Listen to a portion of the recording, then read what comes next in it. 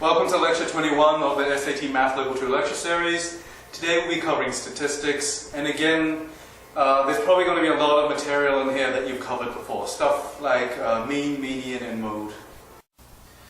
So the first two concepts that we're going to cover in this lecture will be measures of center and measures of spread. So you may not have heard of these terms before, but you've actually heard of what they're supposed to be describing. So the measures of center are mean, median, and mode. The measures of spread are standard deviation and range.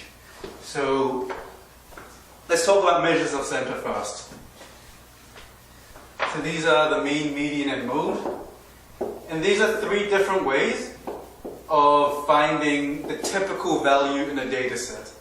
So if we have a data set, these are the three ways of finding what we might call a typical value.